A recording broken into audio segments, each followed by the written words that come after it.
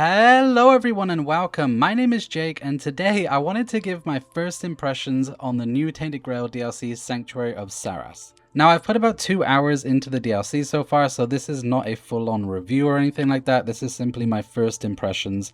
I will be doing a full-on review later at some point once I finish the DLC, but I just wanted to get my thoughts out there right now. The DLC just released, so I just wanted to give some first impressions and let you know whether so far I like it or do I not. So jumping straight into this, the very first thing that happened to me was some corrupted files. Uh-oh, that's not good.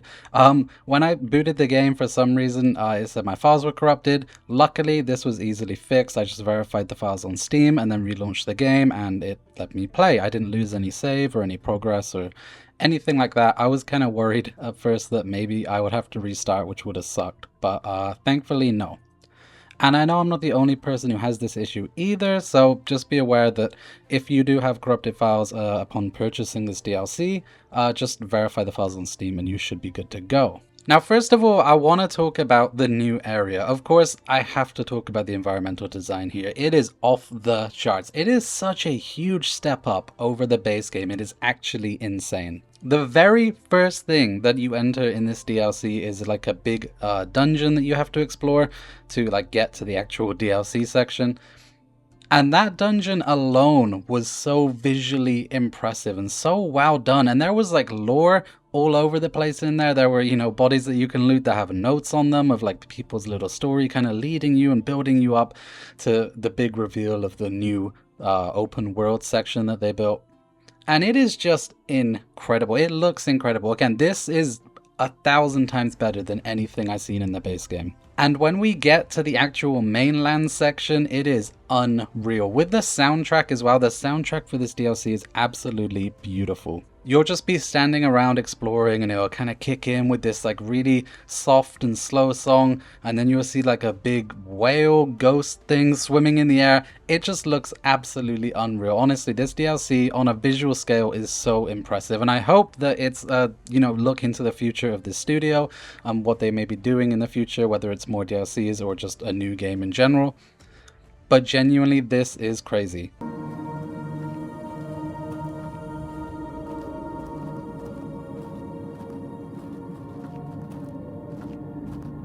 One of the reasons that I love DLCs the most is because they allow developers to explore more interesting things than they might be able to in the base game, because they're not so much limited, right? They can be experimental, and this DLC definitely follows that formula well. It is set underwater. It is this big kind of underwater world, which has a whole bunch of dungeons. Everything's, you know, ocean themed. You have like new enemy types that are fish and they swim at you and they kind of have these weird designs and tentacles. You have a whole bunch of new armors, so many new armors, and just so much new loot in general. At the moment, I found these new gloves that kind of give me these like tentacle hands. And they're awesome. They look awesome. I can just tell by the end of this DLC, my character is going to look absolutely insane. But seriously, as I mentioned when I was talking about this DLC when it first got revealed, an underwater theme is something super interesting and unique, because you don't see this a lot in terms of like fantasy settings and medieval settings. You don't really see this ever explored, especially in video games. So I think it's just super cool and unique in that aspect. And again, all of the new armors and weapons, I haven't even scratched the surface yet, but the stuff that I have seen so far is just super impressive. You also have like a bunch of new food items and stuff as well that you can craft and mix together. Enemies, of course, dropping tons of new loot. It just feels like a brand new game. The closest thing that I can compare this to, what it really makes me remember, is the Shivering Isles from Oblivion. When you step into that new world and it feels almost like a brand new game. There's just so much new stuff. You know, I had that childlike wonder when I was just exploring this first area. You know, walking up to all of these like plants and all of these things and seeing all these enemies that I've just never seen before. I have no idea what to expect. It just really did make me feel like a kid again. But I seriously cannot glaze this setting enough. It is just so unique. I can't wait to see what else they've added into this. I can't wait to explore all of the dungeons. Again, with the art design as well, it all just comes together and just, man, it looks incredible and it's so fun to explore, at least, again, so far. So, okay, it adds a bunch of new stuff. There's a new area. It all looks good and it looks great, but how does it actually play and like what else is here? Well, First of all, let's talk about the dungeon, because the dungeon design here is very similar to the base game in that it's a bit of a mixed bag. There's always something interesting to find in dungeons as far as I'm concerned. There's always some kind of new loot, or at least like a new story to follow. There's always something. However, I do have a little bit of a problem sometimes, and it's barely even a problem. I don't know if you can consider it a problem, but just something that kind of gets on my nerves a little bit is when dungeons are massive. You know, you'll walk into a dungeon and you'll instantly be hit with like 2 directions you can go, and then they branch off into a bunch of other paths. And sometimes I'm just like walking around a dungeon for like 45 minutes to an hour, just making sure I like go in every single little nook and cranny to find everything there is to find. Sometimes do just feel a bit too big and too sprawling. And again, that first dungeon that I mentioned did begin to feel like that. But it's never a super big issue. It's not like I get lost in them. It's not like the dungeons in Oblivion, you know, I don't think they're that bad. It's just sometimes I do think these dungeons are a little too big for their own good. They branch off a little bit too much. But for the most part, most of the dungeons are well contained, and they work much more similar to Skyrim in that they kind of just loop around on themselves. So you go through, you loot everything, you kill a bunch of enemies, and then by the time you're at the end, you're pretty much back at the beginning, so you can just walk straight out again. Most of the dungeons are like that. There's just a few that are just a bit annoying. Also, new skills are finally here. As I mentioned in my video when I first talked about this DLC, there are in fact a bunch of new skills here. These are set up into 3 categories. You have your warrior, your rogue, and your mystic. And these are a little bit disappointing, I'm not gonna lie. I looked through them and there wasn't anything super interesting here. I thought maybe you'll get a bunch of new abilities and stuff like that, but it's really just more of the same in terms of what we already have. It's just kind of a bunch of like percentage buffs and stuff like that. Nothing super interesting. Stuff that's gonna help you in combat for sure, but again, nothing that's gonna make you like lose your mind. You know, they're just generic kind of buff skills.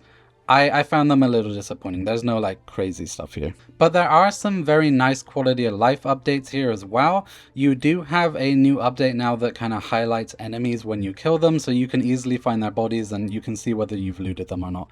It's something that I really appreciate in games like this, because when I kill an enemy and they fly off into the sky and I lose their body, it's just so much more helpful just to see this little gleam of light coming from them. I'm like, oh, I haven't looted you yet, so I'll go and do that.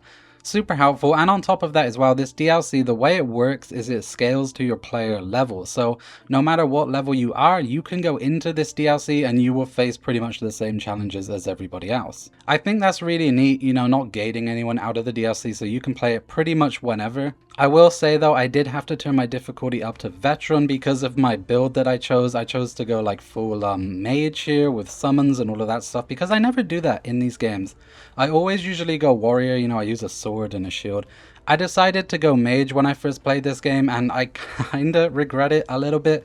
It's super overpowered. Summons are just so crazy. I can just literally sit back and just let them go crazy on a boss or on whatever, and I don't really have to do much. It's they make the game unbelievably easy, but that's kind of on me. But I did turn it up to veteran, and I am finding a decent challenge with it. You know, the summons are still overpowered, but I just feel as though I have to be somewhat prepared when fighting enemies now. And on top of that as well, you do have a new tab in your quests now for this DLC, which I also just thought was a really nice touch. So all of your quests are going to be under the Sarras tab, which just kind of separates them from the main game. Makes stuff a lot easier to find, and you can just, you know, see what you need to see.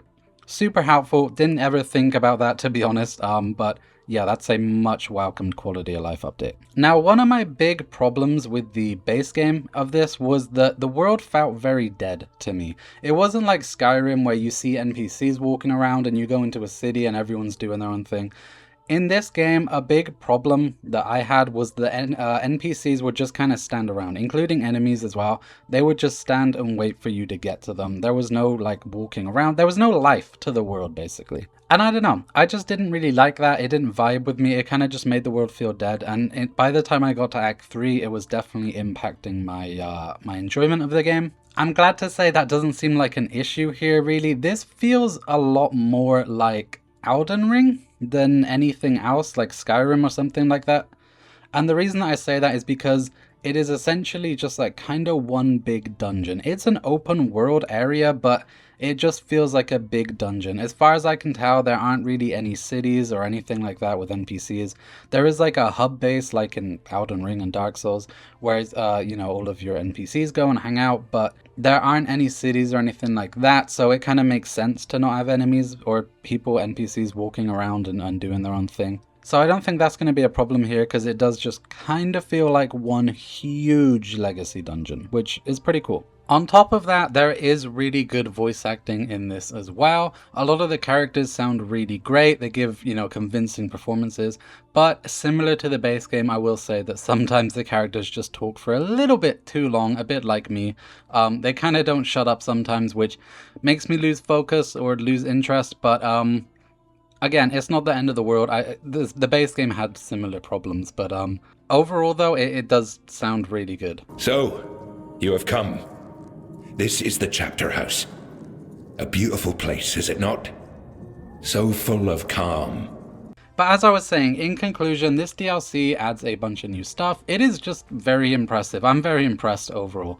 And again, I'm only 2 hours in. Maybe my opinions will change later on. That is why you should go ahead and subscribe so you can see my full review when that comes out, and you can see if my opinion changes once I've finished this DLC. But as it stands right now, I am very impressed, especially for $15. This just seems like a steal. There's so much attention to detail here, so much love crafted in it, and again, it's just such a unique setting for this kind of game. Like, I'm so excited just to see what else there is to find and all of the stuff to look at. I really did find myself doing the E3 movement a lot, you know, when you're walking around and you're slowly like panning around the sky and whatever. I found myself doing that all the time. It just looks really, really good. So yeah, Tainted Grail, Sanctuary of Sarras. I am impressed. I am enjoying it so far, and I can't wait to get my review out. I'm aiming to have that out by the end of this week, but I can't make any promises on that. It is a busy week for me. I do have a lot of stuff to do, but I will try my best. I do want to take my time with this DLC though as well. That is why I'm getting this first impressions out, because again, I'm just not sure when the review will be ready. But I really want to take my time, just enjoy it, soak it all in, and when I'm ready, I will come back and talk about it in full. But until then, thank you guys so much for watching this video. I hope you enjoyed. If you did, be sure to hit that subscribe button so you can catch my next videos. And don't forget to leave a like as well, because that really does help out a lot. Thank you guys so much for watching. This has been Jake, and I will see you next time.